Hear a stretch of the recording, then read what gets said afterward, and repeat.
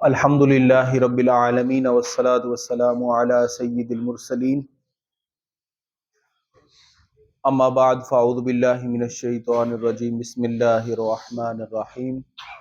احباب ذی وقار، آج کی میرے گفتگو کا موضوع ہے روزے کے چند اہم مسائل۔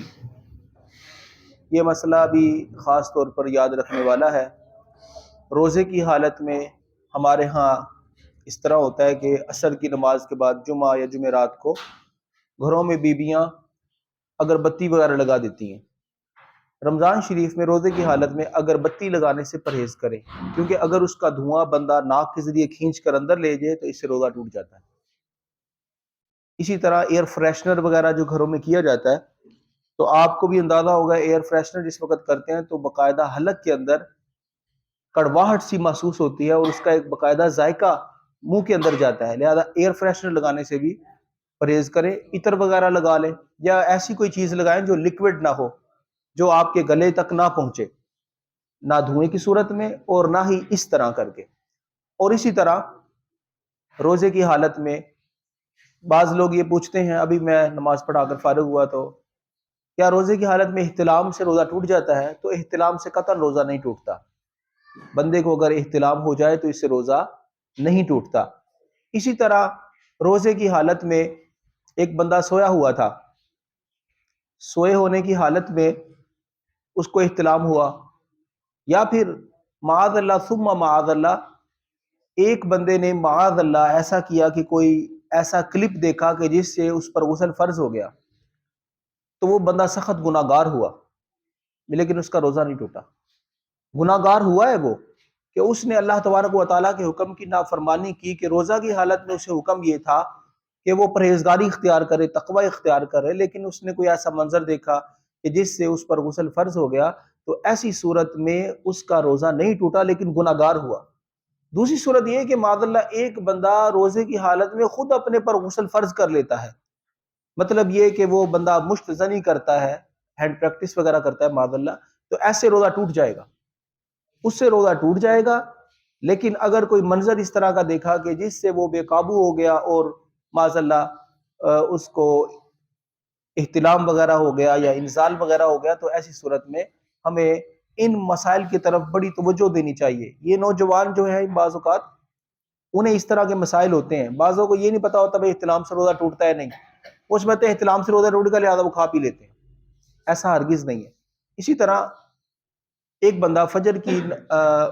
کا ٹائم شروع ہونے سے پہلے ابھی سحری تھی، اسے نہیں معلوم تھا یہ کہ سحری کا ابھی وقت باقی ہے یا نہیں، وہ کھاتا پیتا رہا، بعد میں اس کو پتا چلا کہ اوہو سحری کا وقت تو ختم ہو چکا تھا۔ اب ایسی صورت میں اس کا روزہ تو نہیں ہوا، لیکن اس پر واجب ہے کہ روزہ دار کی طرح ہی رہے، کچھ کھائے پیے نا سارا دن۔ ایک بندہ سحری کا وقت سمجھ کر کھاتا پیتا رہتا ہے، بعد میں اسے پتہ لگتا ہے کہ سحری کا وقت تو ختم ہو چکا تھا، تو لہذا روزہ تو نہ ہوا لیکن اس نے سارا دن روزے دار کی طرح ہی رہنا ہے۔ اسی طرح ایک عورت ہے،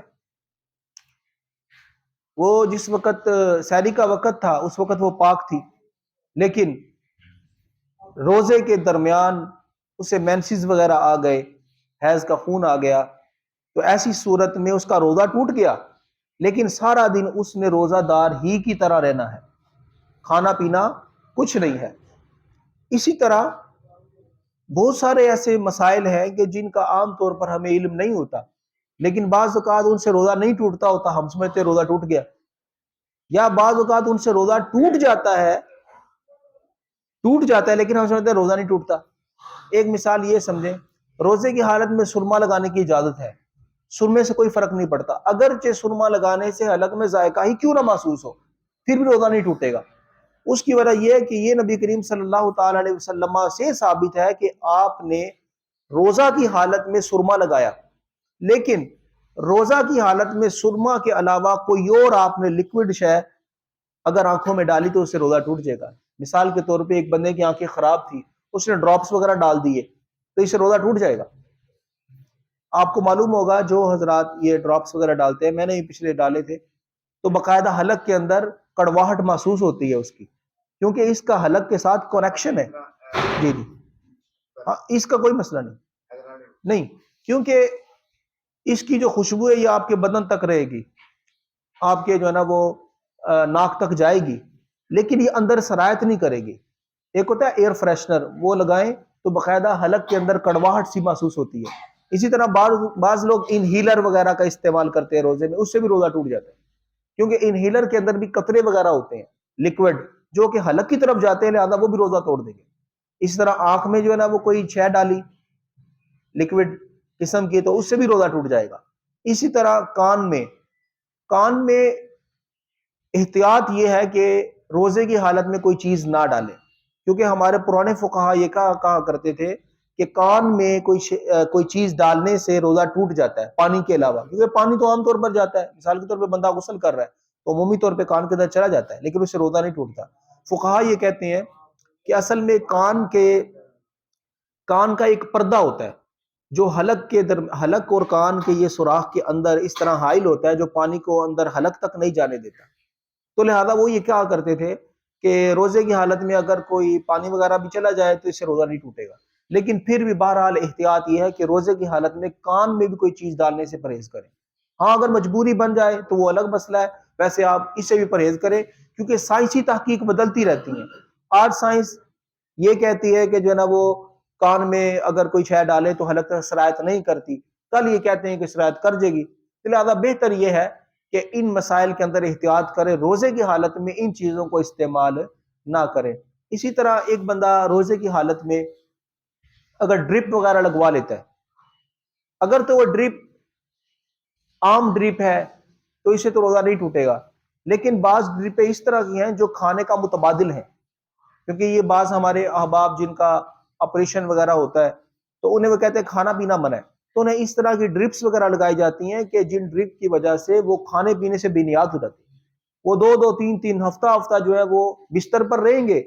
لیکن انہیں بھوک پیاس نہیں لگے گی، کیونکہ وہ ڈرپ کھانے پینے کا نعم البدل ہے، اس کے اندر وہ سارے کے سارے اجزاء خوراک کے شامل ہیں کہ جو بندے کو بھوک وغیرہ لگانے سے بچاتے ہیں۔ تو لہذا وہ والی ڈرپ لگانے سے تو بہرحال روزہ ٹوٹ جائے گا، لیکن عام ڈرپ اگر کوئی بندہ روزے کی حالت میں کسی کی مجبوری بن جاتی ہے ڈرپ لگوانا تو ایسی حالت میں لگوا سکتے ہیں۔ خون دینے سے روزہ نہیں ٹوٹتا، خون دینے سے روزہ نہیں ٹوٹتا، کیونکہ خون تو بدن سے نکلنا ہے، اس نے بدن میں داخل تو نہیں ہونا۔ منفذ کے ذریعے، منفذ کا مطلب ہے منہ کے ذریعے، ناک کے ذریعے، کان کے ذریعے یا آنکھوں کے ذریعے، یہ منافذ ہیں، ان کے ذریعے تو داخل نہیں ہو رہا، لہذا خون آپ دے سکتے ہیں روزے کی حالت میں۔ لیکن ایک احتیاط روزے کی حالت میں یہ کرنی چاہیے کہ بعض اوقات ایسا ہوتا ہے کہ بندہ روزے کی حالت میں اگر خون دے تو